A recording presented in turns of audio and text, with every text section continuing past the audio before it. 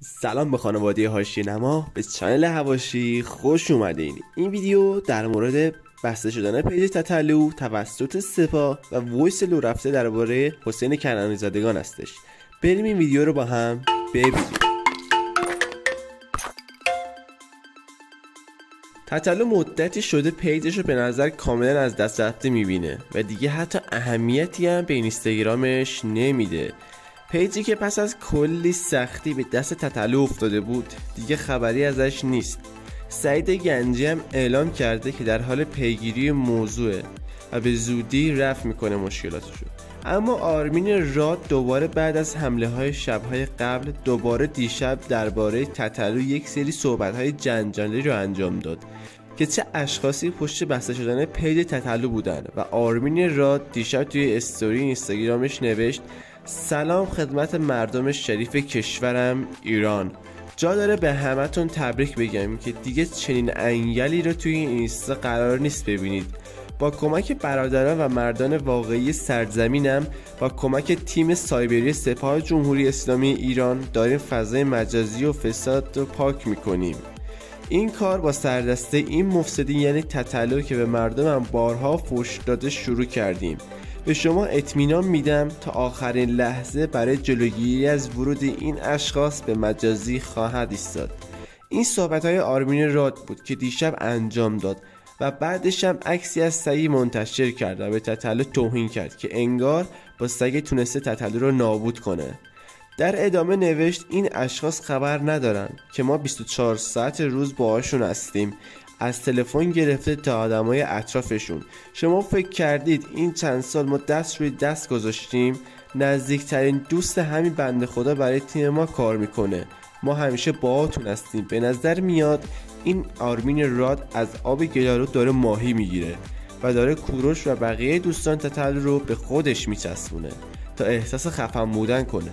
اگه واقعا چنین چیزی صحت داشت هیچ وقت به این صراحت توی فضای مجازی اعلام نمیشد. در نتیجه آرمین راد قصد تفرقه و ایجاد حاشیه داره. اما برسیم به وایسی که حسین کنعانی زادگان بازیکن تیم ملی پخش کرد که باعث محرومیت این بازیکن 100% در آینده خواهد شد. وایسی که حسین کنعانی زادگان از دختری درخواست میکنه که اتوبوس تیم ملی بیاد و باهاش حال کنه، اما این وایس توسط همون دختر پخش شده که با هم دیگه اونو بشنویم و بیایم. خب یه کاری میکنیم بکنیم. شب تو اوکی هستی؟ ساعت 10-11 اون خواستم با هم دیگه اشغال حسابی گفتم اگه اوکی هستی نیم ساعت اوکی کنم.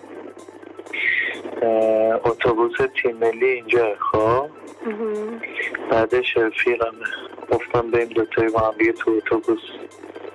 حسین تو اتوبوس؟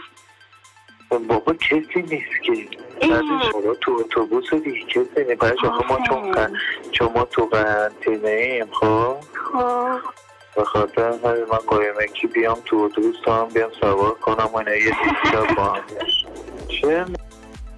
ماکان بند توی تهران کنسرت داشت و مینا وحید بازیگر سریال جزیره در اونجا حضور داشت و یهو جوگیر میشه و میپره روی صحنه و حرکات عجیبی انجام میده. ایشون هم از قضای روزگار در حین پرش روی صحنه کمرش هم دیده میشه. با این حرکت عجیب و غریب میگه که حالش خوب نبوده و از بین مردم بلند میشه و میکروفون رو از امیر مغاره میگیره و تولدش رو تبریک میگه. حرکات مینا وحید مشکلاتی از جمله مطرح شدن ممنوع کار شدن ماکان بند رو پیش کشید. بریم قسمتی از این حرکات رو با هم ببینیم. از بازیگران خفن سریال جزیره که دوست بسیار خفن ما هم هست، مهمان کنسرت ما هست. اول از معرفتش بگم بعد از بازش. خوشقلب، دوست داشتنی، با معرفت، با محبت، خودشه، دورو نیست. گلروخو کیا دوست داشتن؟ یه دست جوانه به افتخار سرکار خانم مینا وحید.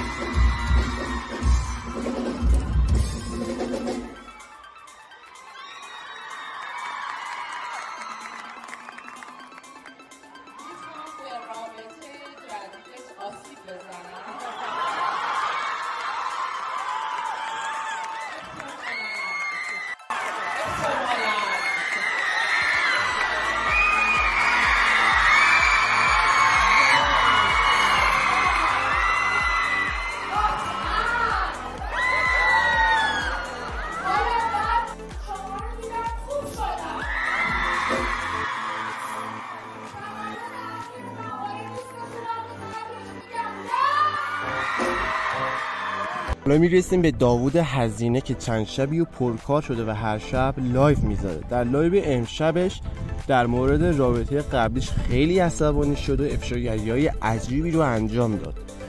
زشته، زنت، بچت دستت، شناس آمد یعنی انگار دستت، حرف بد نزن، از سن و سالت خجالت بکش. خوانندشی؟ من پلشتم داداش، مثلا هیچی، من عقب افتادم. اون خوانندشم.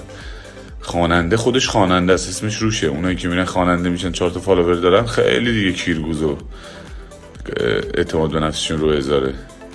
هنر به جای خود، تو به جای خود، داوود هزینه به جای خود، لایف به جای خود، هر کی به دین خودش. چیکار داری میری تو سبک سیاه مردم؟ کجای من به خوانندگی میاد بخوام برم این کارو کنم؟ پارمیس تنها دختر ایرانی است که تو ترکیه است و اولش کلی خز بازی در نمیاد. بابا 100% شما منو نمیدونم هی چرا با این اینستا یا مقایسه میکنی. مثلا پارمیس دوست دختر منه، شما بقیه دخترا هم دیدی تو این اینستا که اینجوری رقصیدن، اینجوری قنبل کردن، شما رفتید دیدید 4 نفر دیدنشون به خاطر اینکه سوژه یک کف دستی مردم بودن. ما از این کارا نکردیم. یارو برای فالوور زنشو حامله میکرد مینداخت رو حوض، اون یکی اینو انگشت تو چون دوست دخترش که حالا الان فاز گارد جبهه خارجی گرفتن. اصلا نمیدونم یا یادتون میره یا خودتون رو میزنید. ما از این کارا نکردیم. ما بدون این کارا 85 میلیون ایرانی ما رو میشناسه. لطفاً دارن. خب دوستان، ویدیو اینجا به پایان رسید. امیدوارم خوشتون اومده باشه. حتما چنل ما رو سابسکرایب کنید تا ویدیوی بعدی. فعلا